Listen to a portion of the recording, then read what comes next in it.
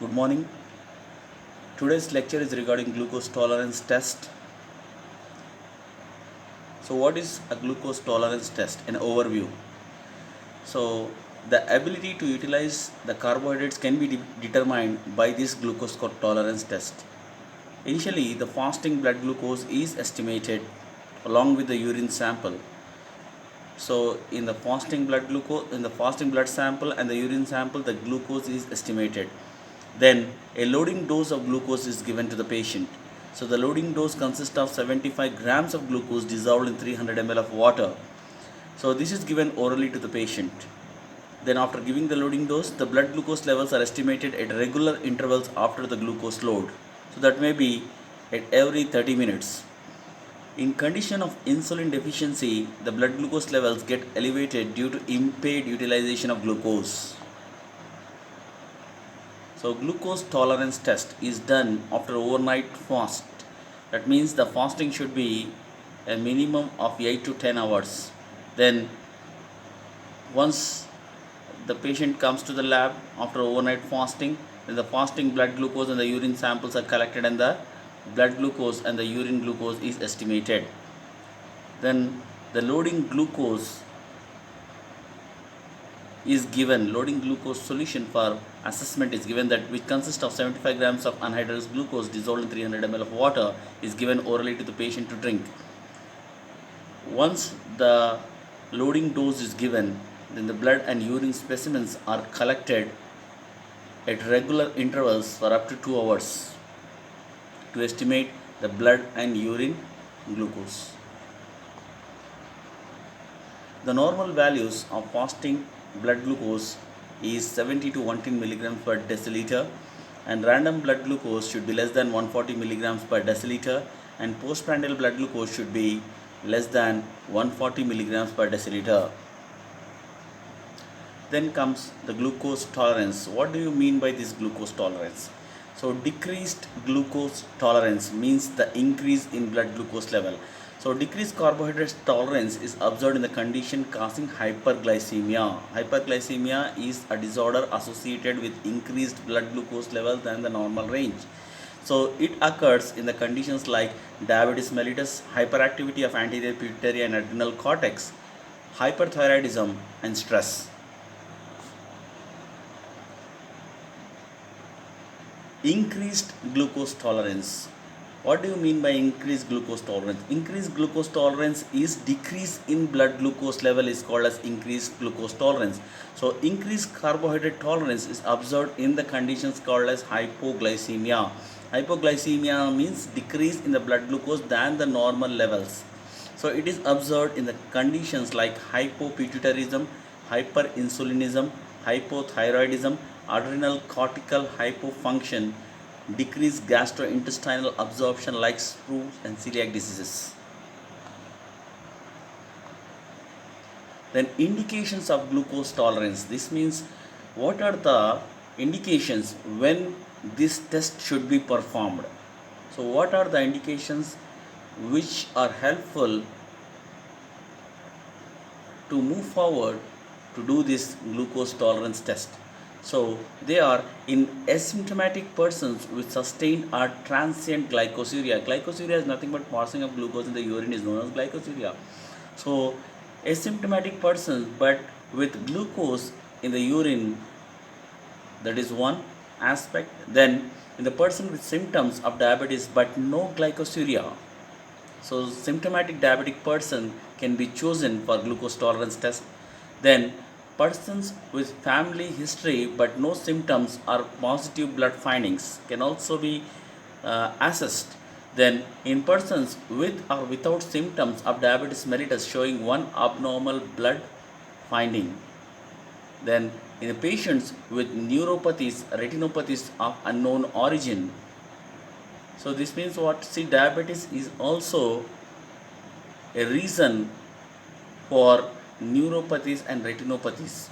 So if the person is suffering from this neuropathy and retinopathy but has no history of diabetes, so for them also these kind of subjects can also be chosen for glucose tolerance test. Then last one is in the women with having delivered large babies. Then contraindications of glucose tolerance test. So when this glucose tolerance test should not be done is that in proven cases of diabetes mellitus, the glucose tolerance test is not required, because already it is proved that the glucose levels are elevated. So in those conditions, the glucose tolerance test is of no use to be done again. So suspected cases of diabetes mellitus where the glucose tolerance test will be useful to analyze the condition. So glucose tolerance test is required only in doubtful cases. It is not recommended for follow-up of the patient. So doubtful cases only the glucose tolerance test should be done. The test should not be carried out in acutely ill patients. Then precautions for doing glucose tolerance test. The patient is instructed to have good carbohydrate diet for 3 days prior to test. Further, diet containing about 30 to 50 grams of carbohydrates should be taken on the evening prior to the test. The patient should avoid the drugs likely to influence the blood glucose levels for at least 2 days prior to the test. Then precautions for doing glucose tolerance test. Patient should abstain from smoking during the test. Strenuous exercise on the previous day is also to be avoided. The exercise is also to be avoided on the same day prior to the test. Then procedure for performing standard oral glucose tolerance test. So at about 8 p.m. in the morning, at about 8 a.m. in the morning, the fasting blood and urine samples are collected. So these are called as zero samples. Then a loading dose of 70 grams of anhydrous glucose dissolved in almost 250 to 300 ml of water is given to the patient to take orally. In children, about 1.75 grams of glucose per kg body weight is given. In the classical procedure, the blood and urine samples are collected at half-hourly interval for the next 2.5 hours or 3 hours. Glucose is estimated in all the blood samples. Urine is analyzed for the presence of glucose. Then after analyzing, so these are the results or the laboratory profile of a normal person after glucose load for the glucose tolerance test. So initially the fasting blood and urine sample, which is called a zero sample, shows the blood glucose around 90 and the urine is nil for glucose. Then after 30 minutes it is 100 milligrams per deciliter and urine is nil, and 60 is 150 milligrams, and 90 minutes it is 120, and 120 minutes it is 110, and 150 minutes it is 80 milligrams, and 180, so that is 70 milligrams. And the urine for all the samples, it is nil for glucose. So this is the picture which shows the normal person for the glucose tolerance test. So this should be the results for the normal glucose tolerance test. So this is the curve which indicates the same thing. So at 0, that is fasting sample, the blood glucose is 90, and after half an hour it is 100, and after 1 hour it is 150. So the peak of the blood glucose is after 1 hour of taking the oral glucose load. So this is because the absorption of glucose from the intestine into the blood. So once the blood glucose level reaches its peak, then it stimulates the beta cells of pancreas to release the insulin. Once the insulin is released, so it helps for the uptake of glucose by the peripheral cells from the blood, so which causes the decrease of glucose in the blood, and it returns back to the normal level after 1.5 to 2 hours. So normal glucose tolerance curve. So fasting blood glucose is 90 milligrams per dl, which is well within the normal range. Then there is a rise of blood glucose after the glucose load, and the peak value is observed at 1 hour. This is due to the absorption of glucose from the intestine, as said by me earlier. Then insulin is released upon the increase of blood glucose level. There is fall in blood glucose with time due to the glucose utilization promoted by insulin. The normal blood glucose level is achieved after 150 minutes. So now the glucose tolerance curve or glucose tolerance test for a diabetic patient or a diabetic curve. So fasting blood glucose level is higher than the normal. The highest value is attained at 1 hour to 1.5 hour.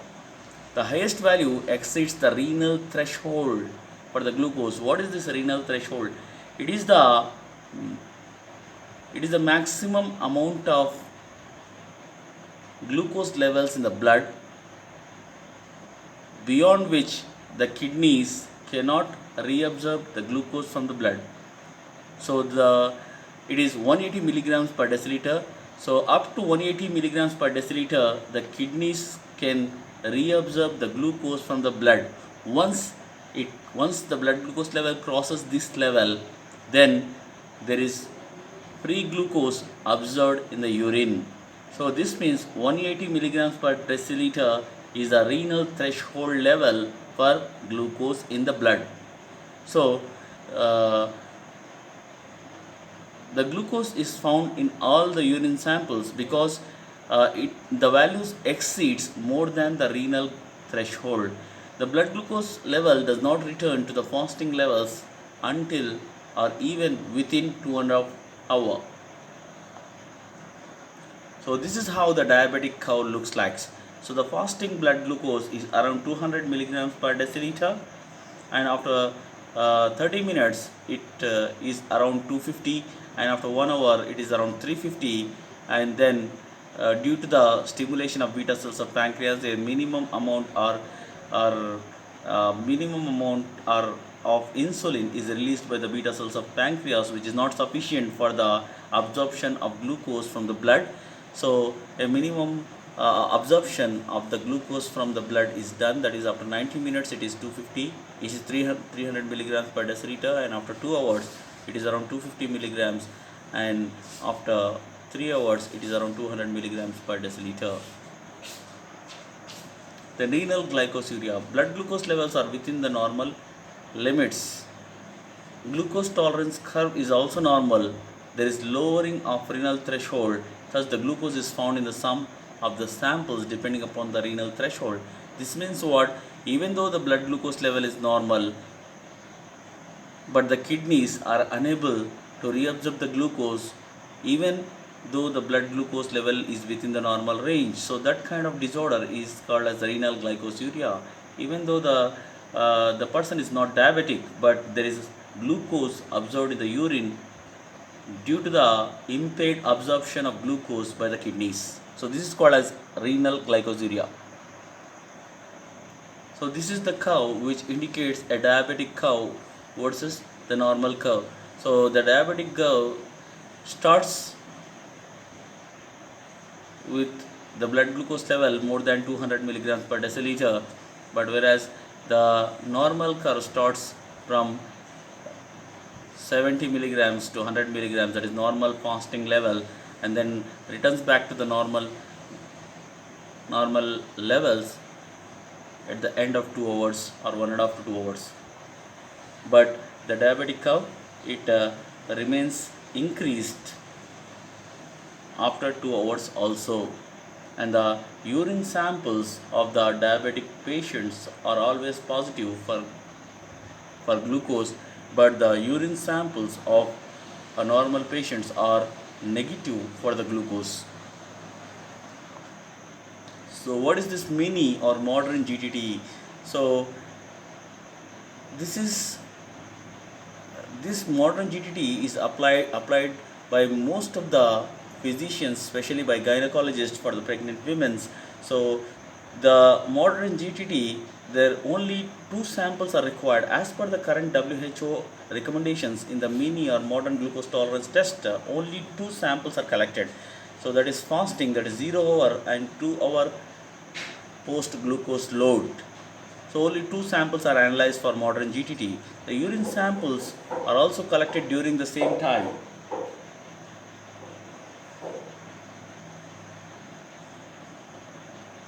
The diagnosis is made from the variations observed in these results.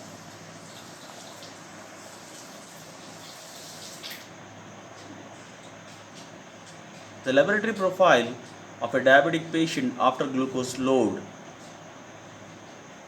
So you can see the blood glucose samples, the blood glucose levels are almost elevated, so more than 200 milligrams per deciliter even in fasting, and after 2.5 to 3 hours also they are above 200.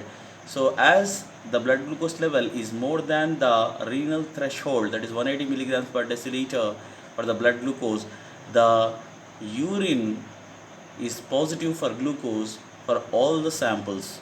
So this is how a diabetic profile. So this is how we can confirm the patient is diabetic or not, by observing the glucose tolerance test, where the blood sample shows the elevated glucose levels and the urine samples shows there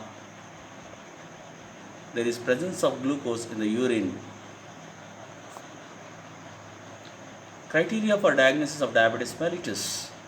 If the fasting blood glucose level is 126 milligrams per deciliter or higher on more than one occasion, further evaluation of the patient with a glucose challenge is unnecessary.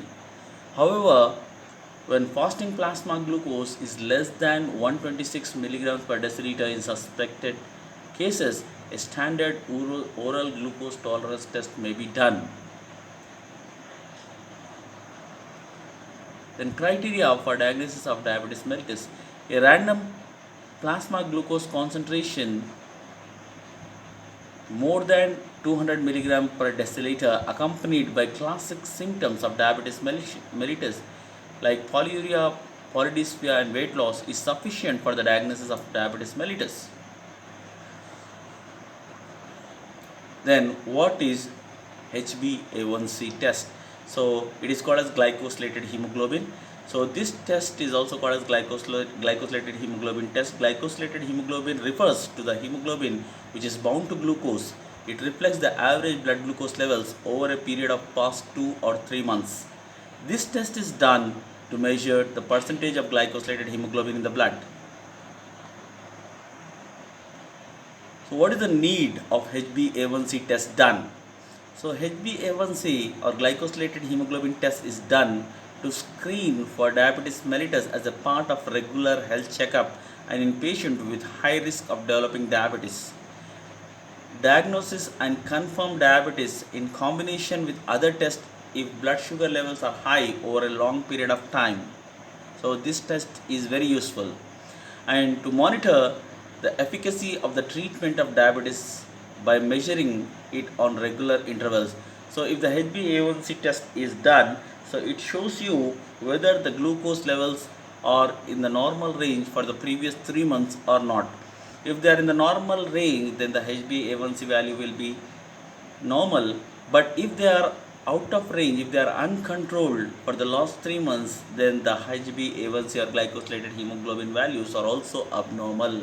So HbA1c or glycosylated hemoglobin gives you the assessment or the treatment, how the patient is responding to the drugs related to the diabetes, whether the blood glucose level is controlled by the use of certain drugs or not. So this is how the HbA1c or glycosylated hemoglobin test is very useful.